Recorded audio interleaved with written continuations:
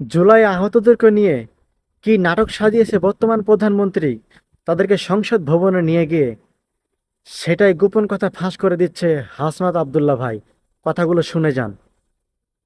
আপনারা ওই দিন যে স্ক্রিপ্টটা সাজাইলেন, আপনারা যে নাটকটা সেদিন সংসদে করলেন, এবং আমরা দেখলাম মাননীয় প্রধানমন্ত্রী প্রত্যেক আহতের সাথে একজন একজন করে কথা বলে আসার পরে ওই আহতরা ওই গ্যালারি থেকে আমাদেরকে বিভিন্নভাবে, ওখানে আপনারা দেখলেন এটা সিনক্রিয়েট করা হয়েছে, এবং ওনারা আমাদেরকে বিভিন্নভাবে গালাগালি দিলেন।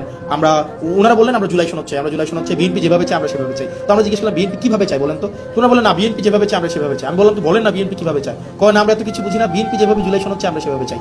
এর মাঝখানে 3-4 জন আছে আমাদের কাছে এসে বললো যে ভাই আমরা খুবই দুঃখিত, আমরা আপনাদের সাথে এইভাবে আচরণ করার কারণে, কিন্তু আমাদেরকে এইভাবেই বলা হয়েছে, আমরা যেন আপনাদের বিরুদ্ধে স্লোগান দিই, আমরা যেন আপনাদেরকে ওখানে অপমান করি, আমরা যেন আপনাদের বিরুদ্ধে এই ধরনের কথাগুলো বলি।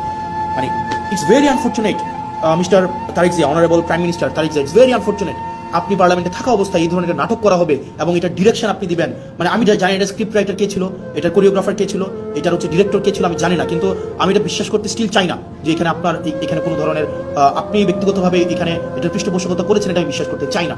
কিন্তু এটা যদি হয়ে থাকে এটা ভেরি আনফর্চুনেট। বিএনপি পন্থী জুলাই, জামাতপন্থী জুলাই যুদ্ধে এইভাবে ক্লাসিফিকেশন করবেন এবং তাদেরকে দিয়ে প্রেস কনফারেন্স করি আমাদের বিরুদ্ধে কথা বলাবেন, এবং তারা পরবর্তীতে এসে তারা বুঝবে, তারা স্বীকার করবে যে তাদেরকে ব্যবহার করা হয়েছিল, এর থেকে দুঃখজনক হইতে পারে না। এবং আমার কাছে মনে হয়েছিল 1 মাসের অ্যাক্টিভিটিতে আমাকে অবশ্যই কথা বলতে হবে। এবং আপনারা যে কাজটা করেছেন, আমি জানি না এই যে জুলাই যোদ্ধাদের মধ্যে যে বিভাজন আপনারা করলেন এবং তাদেরকে যেভাবে রাজনৈতিক টুল হিসাবে আপনারা ব্যবহার করলেন, এটা আপনার জন্য এটাতে আপনার লজ্জিত হওয়া উচিত। এবং আর আপনাকে যারা বুঝিয়েছে, এই স্ক্রিপ্ট রাইটার যারা ছিল, ডিরেক্টর যারা ছিল, তারা আপনাকে বিপদে ফেলবে।